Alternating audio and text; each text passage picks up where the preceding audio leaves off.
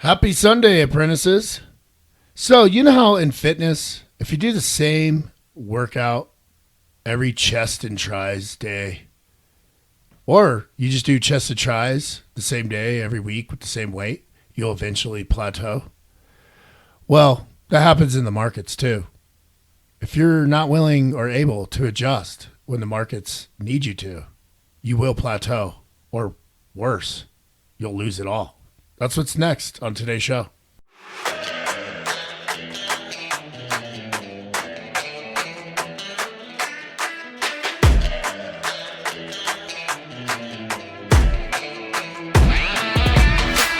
Trading Forex or any other financial instrument carries substantial risk. The topics discussed on this show are the views of the host and the producers only. You should consult with your financial planner before investing in Forex or any other financial instrument. Don't be a dumbass.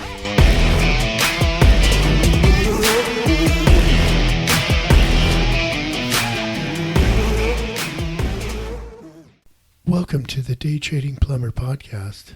I'm producer Matt, but you're not here. You're not here. Why are you stealing my thunder, bud? I always felt like I should be the one to be like, welcome to the Day Trading Plumber podcast. I'm the host, Clayton Allen. And do you know why people talk like that? Do you know what that's called? Voiceover. It's called puking. Puking? Yeah. Didn't know that. I thought puking's when you had a little too much tequila. No, in radio, it's called puking. A great example is rock stations. Today we have a nasty lineup just for you. Sunday. We got a sale coming on down here. That's right. Well, I've been approached a few times to do voiceovers because here in Colorado, there's a very famous, voice guy?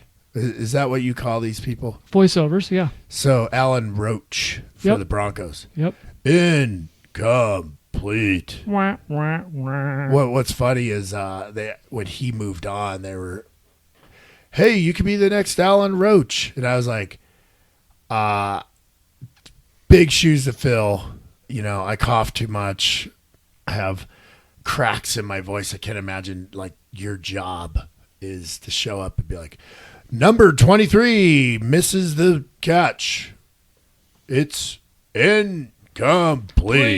Wah, wah, just on it all the time. How was your week, Matt? I stole your thunder. I don't know. You caught me completely off my game here. How was your week? You enjoy that, don't you? Did you buy a lot of copper? Actually, you guys are probably hoping you bought a lot of copper before this run on metals. We locked it in. Yeah, I know your boss very well. He probably was buying futures on that stuff. Yeah, we hedge. We hedge. We hedged our copper purchases last year when it was at the bottom. Bought a bunch of Connexes, dirt cheap, filled them full of copper. Or locked in pricing for a certain weight. Right. Because why would I pay to store something when I can pay you to store something and not move it, not touch it twice?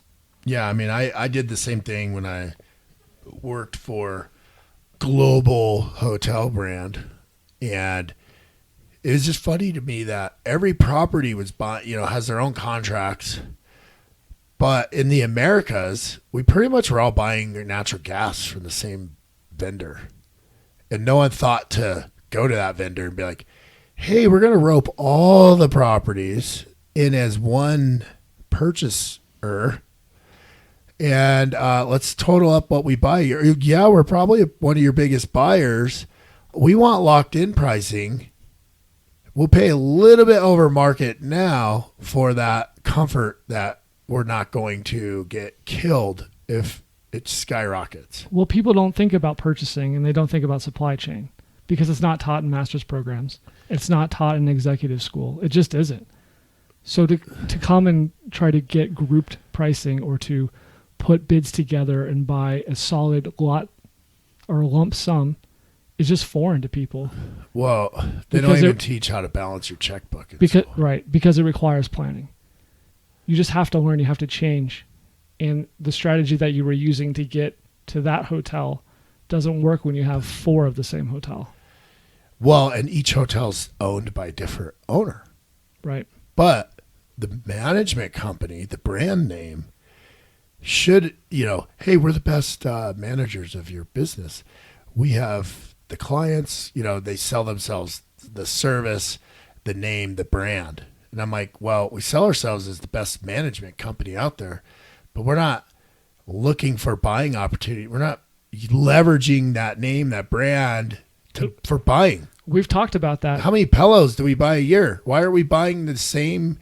Why don't we have a manufacturer make pillows with our brand on it and sell them? Margin increasing is not sexy.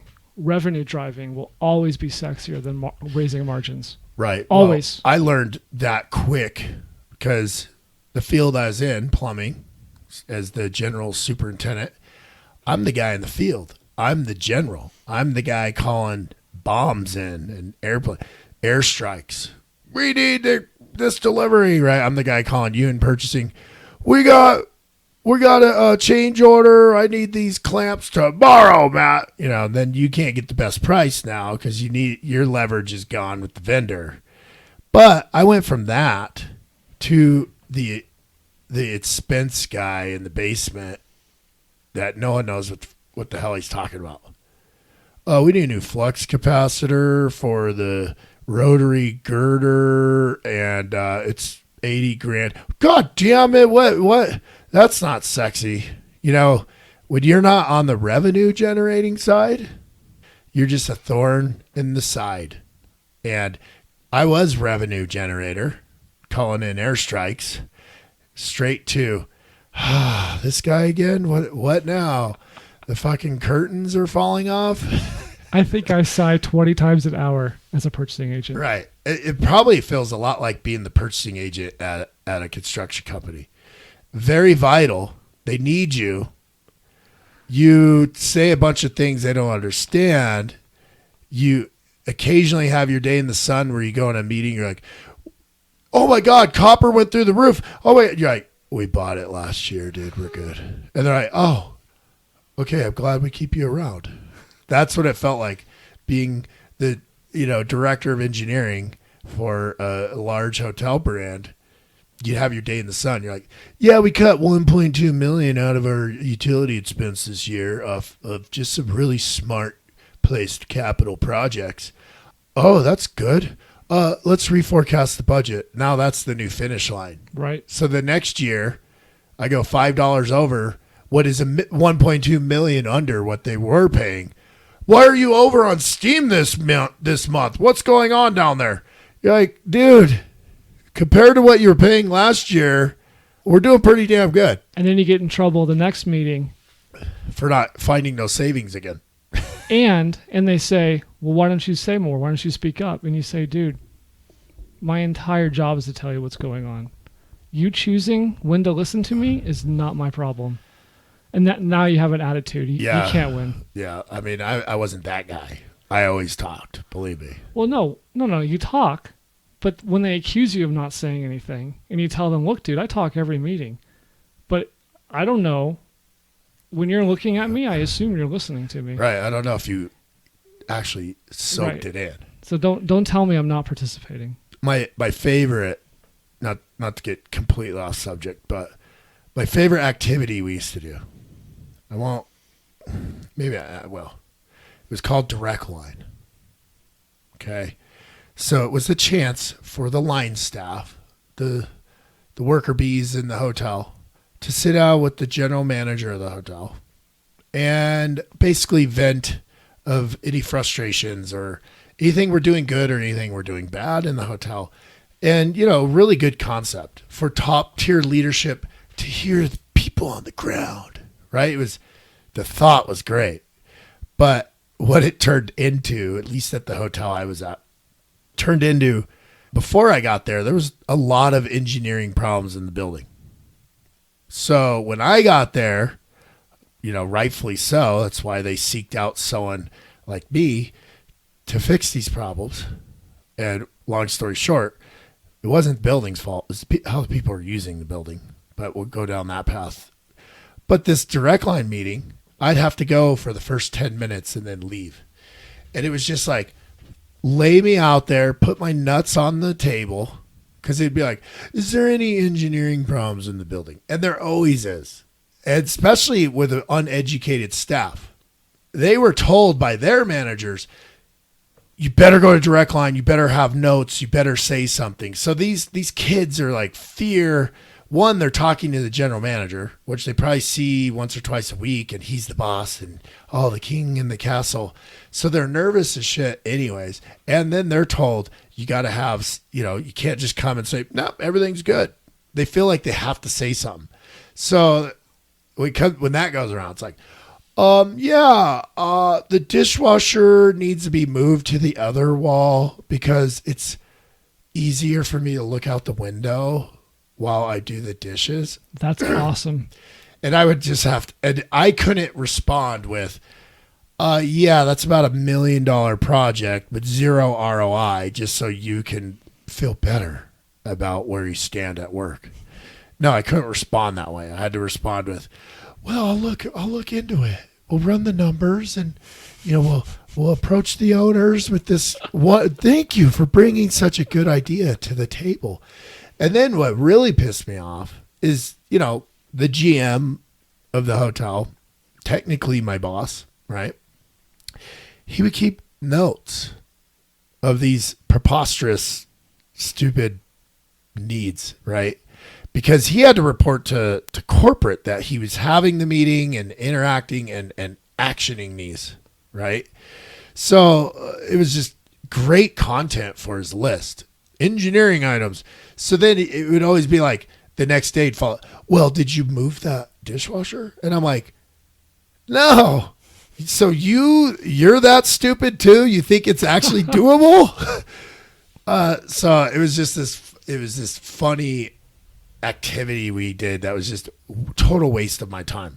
To pull us back into the topic tonight, I had to adjust on the fly from that job. Right? Going from revenue maker to now the expense guy that no one ever really paid attention to this department. How do we adjust our attitudes, our approach to still get what we need done accomplished? Right? And if we think about the markets, there's a lot of traders right now struggling. And if we think big picture, how many of these kids, we've brought it up on the show before. How many of these kids graduated finance school from Ivy League school, got that big job from the Manhattan hedge fund or money management firm or prop trading firm or whatever you want to call it, right? That they graduated in 2009, 2010, and just been on this big bull run their whole career up until this point. And if you really think about it, if you got into this business in 2009, you're considered well versed. You're 11 years in, 12 years in, and now you're a professional money manager. Well, guess what? If you haven't been preparing for a bear market, are you going to do that well? I mean, this is what washes out a lot of traders, this type of market we're seeing.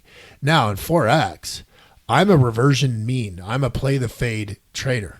It's netted me more money than I've ever wanted or ever dreamed of in the last decade. However, my strategies are suffering big time right now. Pairs that have normally don't trend this long, they're trending longer. And if you're a play the fade trader like I am, or a reversion of mean, there's a lot of setups coming. We're hitting R2, S2 daily on these charts. It's almost like, this is awesome. We're reining in setups, but they're not working. So this is where you have to buckle down. And, before we started recording tonight, it's no secret to the people closest to me. I'm struggling as a trader. One, there's been a lot of distractions personally. That's an easy excuse. But really looking at it, I'm struggling because I've failed to adjust quickly. I would say that that's where the distractions are really getting me. Not that the distractions are just making me not able to trade.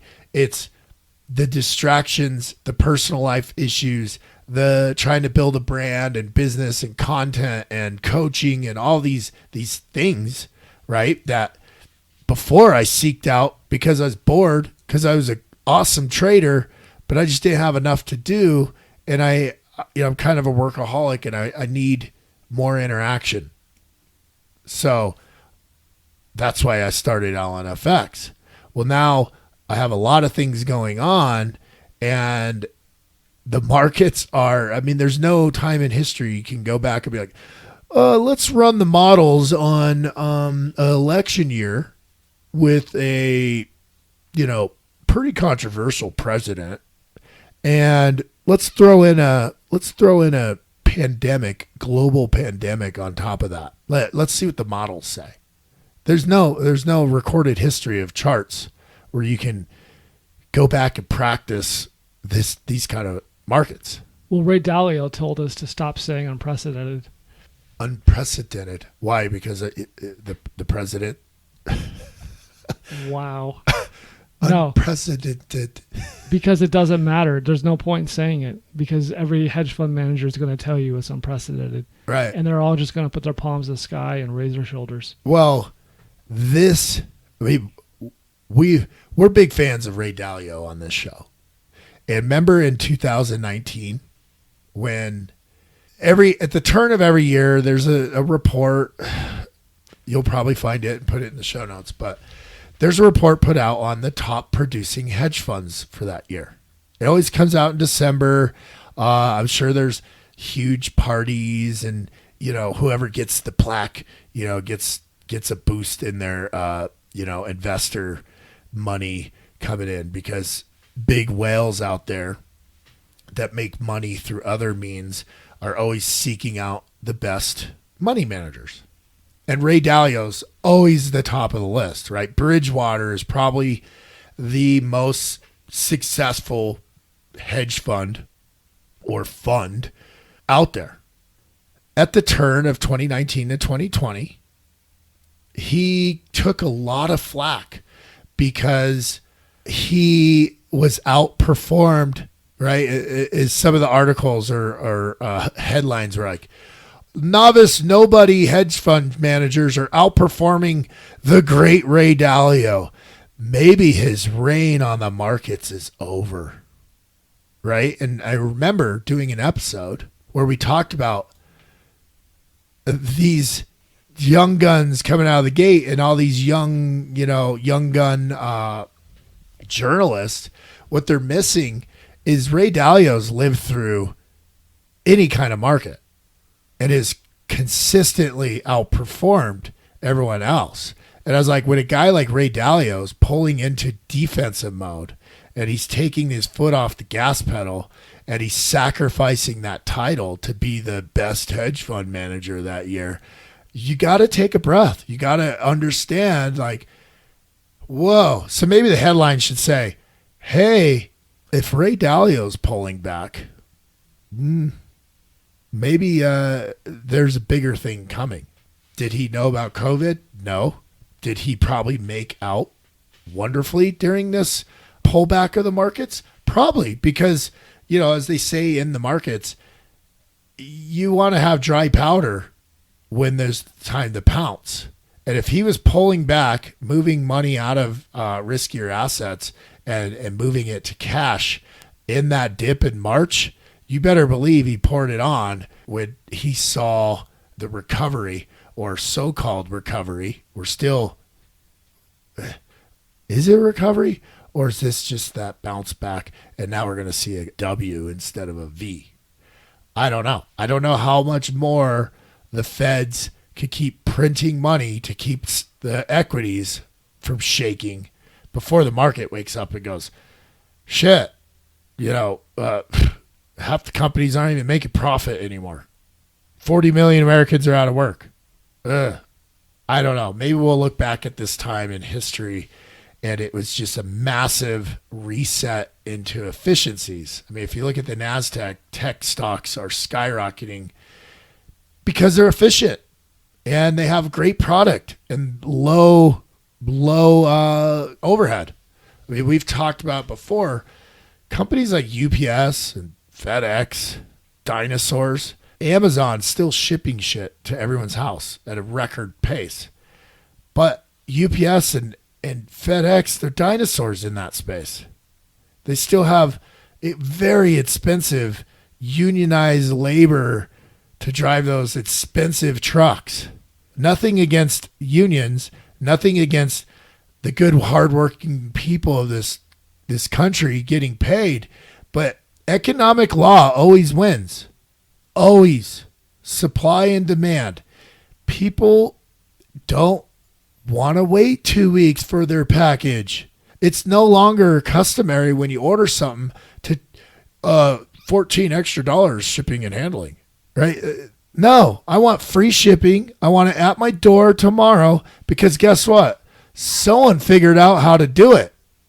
And, he happens to be the richest man in the world. He probably started out needing these dinosaur companies. And then he said, look, you either change or I'm going to make you bankrupt. And then these dinosaur, look at all the publishers and books. You can't do that. You got to do it our way. Well, they've been getting rid of the gatekeepers. The same thing's happening in music. Right. That's what I was just about to go to. The old artist, the awesome artist, has to do it the record label's way. Well, we're the ones that promote you. We're the ones with the contacts. So you're going to sign away your rights here. And, you're probably not going to make shit on your first breakout album. We are. And then, we might keep you around and we'll restructure that contract if you're a big hit. Now, if you're an artist, you go on SoundCloud, you put your shit out on your own, you get your following on your own, you get to name your price. I mean, you could upload shit straight to Spotify. Quite honestly, TikTok, that's where I would be if I was a musician. I'd be playing my music on TikTok with some hot chick in a bikini dancing behind me for the capture your eyes. And then you get a stupid dance challenge with your song. You're going to get 1 million plays an hour. And then you get to go to a record company and be like, all right, dude, what are you going to do for me? Because I don't need you no more. I got my shit's on the radio from a TikTok video. We might look back at this time, this economic shift, this paradigm shift, as when business got massively efficient. I don't think that's going to come without a lot of fucking people stuck in the old ways getting ran over. What I mean is looking at hotel stocks, looking at travel. Airbnb made it through this thing quite nicely. One, they don't own shit. They don't own the facilities. Just the technology. And their customer base jumped because now people are like, fuck hotels. I want to go to a house. I don't have to live this COVID fucking 6 feet stickers bullshit. Because the hotel's going to enforce a mask. They're going to enforce 6 feet and apart. And the house isn't dude, shit. I know lots of people in the business, right? They had to order the stickers. I mean, whoever fucking's making these 6 foot stickers, that motherfucker's making it out. I'm cussing a lot and on the show, but. And the plexiglass at the counter. Right. I mean, just like I've always said, I am never going to be smart enough to invent the iPhone. Never. I know that. We know that. But I could have invented the damn pop socket. I could have come up with the shatterproof sticker screen you put over it. I could have come up with really clever molds for the phone case and put a kiosk in a damn mall and put, a cute high school chick selling them. That guy's making as much money as whoever made the phone. It's a swift adjusting. I mean, whoever was making stickers, and then all of a sudden they saw this opportunity, just like everyone who's making masks, right? I bet you, I seen a few Facebook ads on masks before all this. right? Like order one, you get 6 of them. And, they're showing examples of guy weed eating, yeah, you just be really good. Or you use it as a sunshade. And I'm sure they are doing decent sales. But if they adjusted to the market quick as this mask thing came on, they probably made a killing 10, 15 times their revenue overnight if they adjusted, just like you have to do in trading. You have your strategies. This is what's been really hard making courses, because I almost want to get away from teaching people strategies.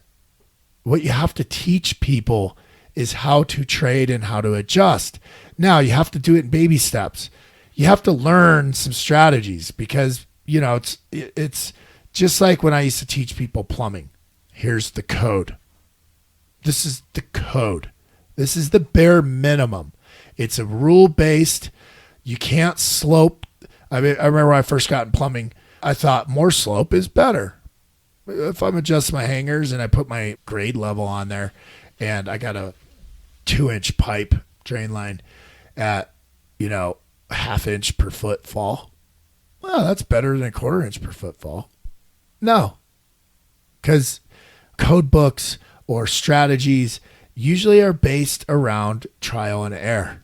Someone did the legwork to figure out, well, if you think about a turd in a pipe, if you slope it too much, the water's going to go down fast, but the turds don't float in the water. So guess what gets stuck in the pipe? Teaching people trading strategies is like teaching plumbers code, how to walk. What can you do and what can't you do based on historical do's and don'ts or trial and error. I used to always say that. The code book, some dumbass didn't do it this way and learned the hard way for you and documented it and put it in a book, neatly organized book for us all to learn from their mistakes. That's as simple as that. If you find the right trading coach and he's teaching you strategies, someone's done the legwork, or hopefully they've done the legwork. If not, you found some cheese dick on Instagram who came up with a strategy and a really cool way to show it and sucked you in that way. Whatever the strategy is, should have some sort of back testing or success rate tied to it. Now, what's tough is so many people coming into the trading world, and definitely with COVID and people sitting at home, there's a flood of people looking for other ways to make money. And with the markets being in top news headlines every day, right? Like tomorrow you're going to hear about Apple going through the roof after earnings, NASDAQ going through the roof after earnings. Can tech stocks keep going? This is amazing, right? All these headlines are doing us a favor. One, they're finding the podcast because they're like, yeah, I think day trading is a good thing to start learning right now. Day trading plumber. It sounds like, we love it. I love having new listeners. I love having people reach out to me wanting to learn. The tough part is I could teach my strategies. What I can't teach is the 10 years, like what we do in our live events where we look at price action. Here's the strategy. Just like, here's the code. But how do you feel right now? What's the price flow? What's the price action telling you? Because that's going to keep you out of those big trouble. And just like when you're an apprentice plumber, code, or you should, you're learning it. You have some hands-on experience, but you still need that master plumber or that journeyman in the unit with you, because all of these different variables come up every hour of the day and every project's different, that you'd need that person to go, all right, dude, the code says this and the prints say this. I haven't seen this before. How do I get around this? Right? Same thing in trading. Well, you said to enter on R2, and if it bounces, that's good. Yeah, well, guess what? We're in a very strong trending market. fundamentals are taking over some of the technical plays. This is where the experienced traders, the master plumber that's in a tricky building, and even if he hasn't seen it before, he has that confidence of putting, water pipe in units for 20 something years. He has the confidence he's going to be able to get around any obstacle. That's where the best traders live. That's where I'm struggling, because I've been in these modes before where I got to tweak. I got to make some adjustments, but I haven't been there in the middle of a separation, in the middle of COVID, in the middle of trying to build courses, record a podcast, all these other distractions. Now, what I have to do is strip it all back down, get back to, and when I say adjust, I'm not saying throw out your strategies. Just like in plumbing, throw out the code book. Let's fucking write a whole new code book. No, go back to that code book. Find the boundaries. Just like right now, go back to your trading strategies. All right, I'm a reversion of mean type trader. Okay, I use pivot points. Okay, I use Bollinger Bands. Let me stay with these indicators and Fibonacci and these things that I've used to net great returns in the past.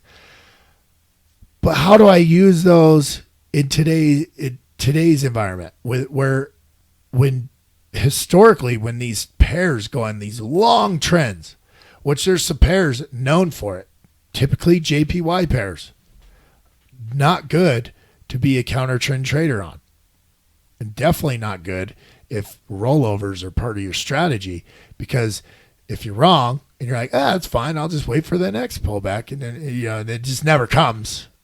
So historically, that type of trading hasn't netted well on JPY pairs. Well, now it's not netting well on much of anything, right? If you were short Australian dollar pretty much on the recovery of COVID right around May, you're fucked.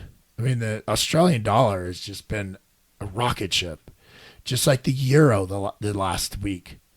And when you're a reversion of the mean trader, I used to look at these pairs and be like, shit, it blew past R2. It's time to short.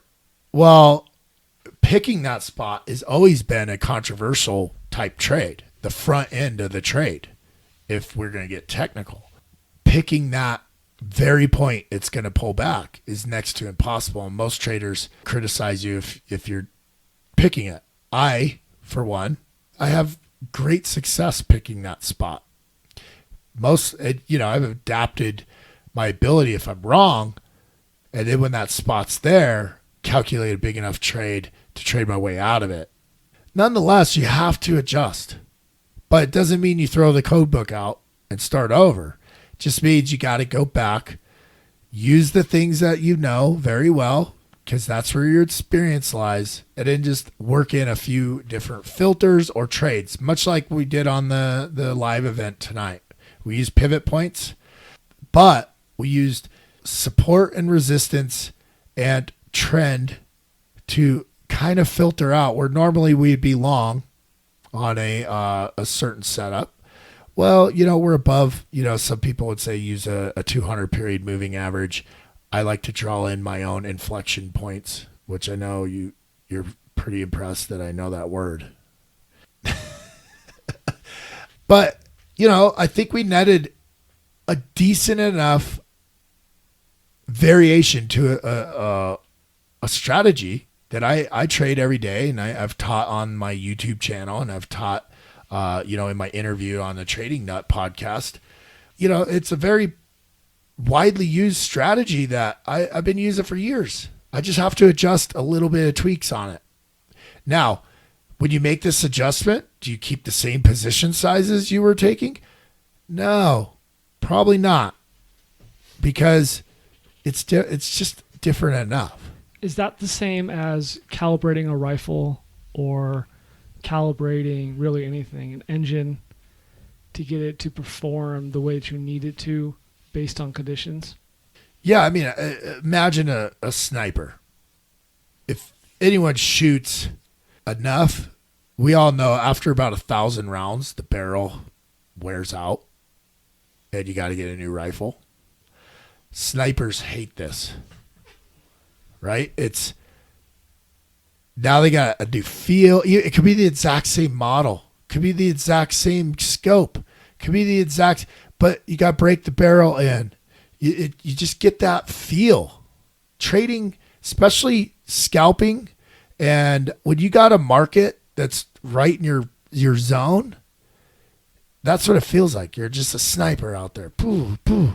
And then all of a sudden someone throws in something new. You're like, no, right? Oh, now, but the greatest traders adjust, and they adjust quick because this market will run you over.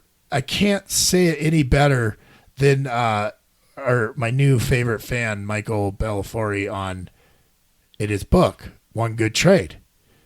If you are trading to be right, if you emotionally just need to be right, you will get crushed. So if you're not willing or able to adjust as the market demands you adjust, it will hurt you. And there's a lot of people out there where it's hurt them and they've given up on trading, or they call it a scam. I got an argument with a kid today on one of these. I don't know why I go on these Facebook. They're all trash. 99% of them are trash. They're just waiting for you to post something so then 1 million people could post their Telegram channel. It's a lot easier to criticize than it is to create. Right. So there's a dude.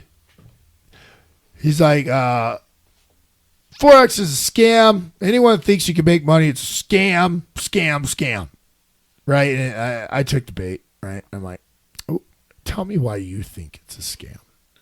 Well, because some guy promised me $500 return on my 50, and then he just never called me again and took and I'm like, well, he's a scam. Right. It's just like when I come across the trader who's like really struggling with the markets. He's demonized the market. The market has become his enemy. It's not the market. It's not your enemy. You are. When you go through pain,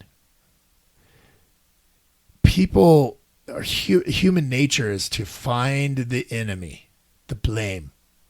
I caught myself today, to get a little personal. I'm struggling a little bit because when it's my time with my kids, it's a battle. Because, when they're at their mother's and they're, most 90% of the time, Nani, their grandma's there with them. And they're very loving and nurturing and your typical grandma and loving mom, right? You stub your toe. Oh, I'm so sorry. Oh, let me see that toe. Let me kiss that toe, right? And kids. I wish our listeners could have seen that face. And kids just, soak it up. They love that nest, right? And as men, as fathers, our role and our job is to be loving, nurturing. However, we're the authority, right? And my kids are still adjusting with, I'm not there all the time now.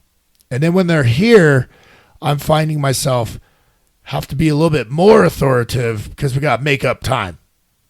Now, when I go over there to pick them up, it's a struggle and it breaks my heart because then it's like, and it's more my daughter because she's like, oh, I don't want to go to your house. And she's gotten to this point where she tries to say the most hurtful things she can to get her point across.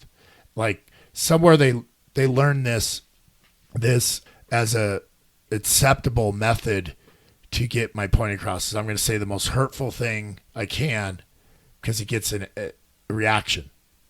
So I'm struggling lately dealing with that.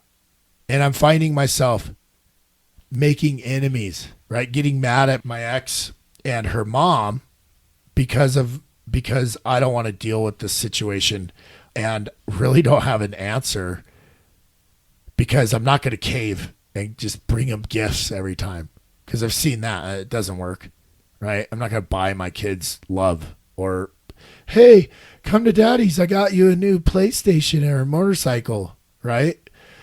Believe me, that's the easy button. But I walked away and I'm like, I got to really work on this. I got to adjust. I got to adjust my mindset. It's not them that's the enemy. It's how I'm approaching the situation. I'm not getting the outcome I want, so I have to adjust. I have to switch my mindset. Traders, or pretty much any career, just like you said, if you're in the plumbing mechanical space and you're not putting the effort in to buy right, you're not gonna have the competitive edge that your competitors do.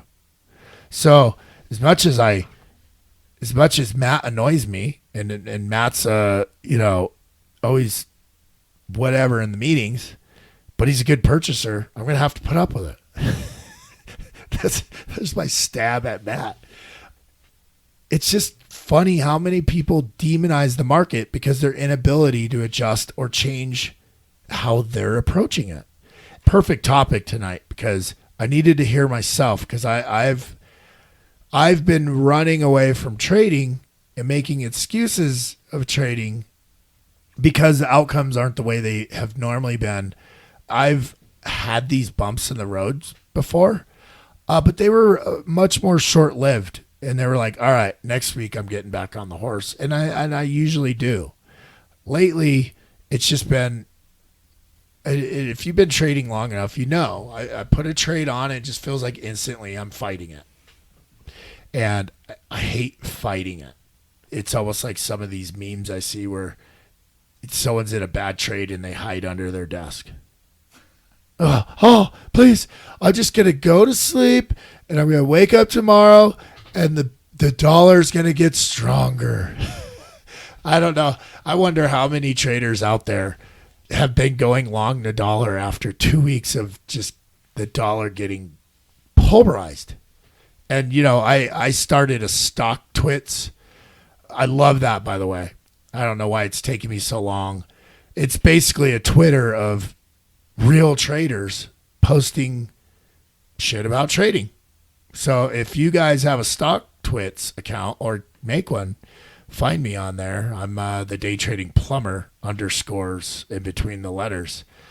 In between the words. Yeah, the words, sorry. I'm actually probably just going to delete my Twitter account, and because I get distracted on Twitter with all the hot chicks that are, clickbaiting. And I'm probably just going to focus that time better, well managed on stock twits, because there's some heavy hitter. There's an Australian hedge fund guy who posts his P&L report card every next week, or I'll find the name and we'll put it in the show notes by Sunday. I mean, you're talking 7-figure trader here. Where else can you get access to someone of this caliber posting trades he took that day, the mindset he was in when he took them, why he took them, the levels he took them at, why he's carrying trades overnight?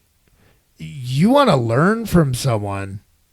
These are people really doing it at such a high level. And every day on Stock Twits, he posts his report card for his trades that day. I mean, that to me is probably worth $30K. I would pay someone $30,000 who's trading a $10-20 million account at the efficiency level of 150% a year if you let it compound, telling me his daily plan. And this guy's doing it for free on Stock Twits. And I just don't get it, how people aren't taking advantage of it and doing the work. Because he's not telling you, hey, I'm taking the trade right now. No, he's telling you at the end of the day, because he doesn't want the distractions, right? Which I'm learning all too well. When you're in the zone trading, you don't want someone going, hey, why'd you take that trade? I'll tell you at the end of the day. So he puts his report card. If anything, it gives you a good outline of what your report card should be. Another great follow on Twitter is a guy called Will Hunting, and that's at WMD4X. Also in phonetic alphabet, at Whiskey Mike Delta, the number 4, and then X-ray. What do you think of this quote? 100% of the emotions you get in this game are from constantly monitoring the progress of the trade. The other 17% are from being over-leveraged, undercapitalized, and not knowing what you are doing. Yeah, I think it's fair enough. But the other 17%? Anyway, he's pretty funny. He's a good dude. He puts out a lot of really good stuff. Right. He's one of my favorite followers. Wait, hold on. Come here, little fella. Wait. Oh, hello. Oh, it's Lucy the goat. We haven't seen you in a while. What are you up to? That's kind of strange, dude. We have a new segment. Oh, see, you know how I threw you for a loop in the beginning? You're throwing me for one. What's this new segment? The segment is Who Fucked the Goat this week. Who fucked the goat, or how did I fuck the goat? If you want it to be you, that's up to you. So what, the segment's going to be the mistake of the week? Yes. Does it have to be trading related? No. All right. Well, I will say the Journeyman Signal Service, my live account that I started with $4,800. Well, I decided to just close all the drawdown this week. One, we sent out the survey because we got to re-up because when I get locked down in drawdown on such a small account, you can't trade. That's pretty boring for people buying signal services. So I closed all those trades. So the 48, I fucked go. Took $4,800.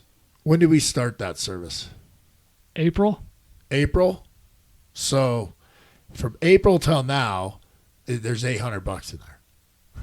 So I did what probably 90% of people that first come to Forex do. It's pretty embarrassing because I pretty much blew my first account after 10 years of trading live in front of paying customers.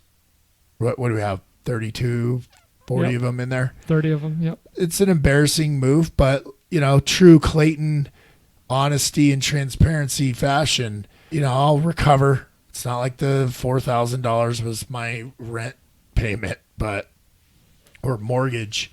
It's humbled experience. Any of you out there probably understand this next statement. It felt good to just close those trades. Not like it was a big kick to the balls financially, but now it's just rebuild. We're going to revamp the channel a little bit. We put out a survey, getting great comments back, and next week start a new account and not fuck the goat on that one. So good week for your new segment. Hopefully the next week's fuck the goat segment, which is what, episode 11. Episode 11, our worst performing episode ever. And for some reason, we just keep bringing it up because it's our favorite. You've ever heard the term "listen to your fans," not force the goat down there. Right. Nonetheless, that's the goat fuck story of the week.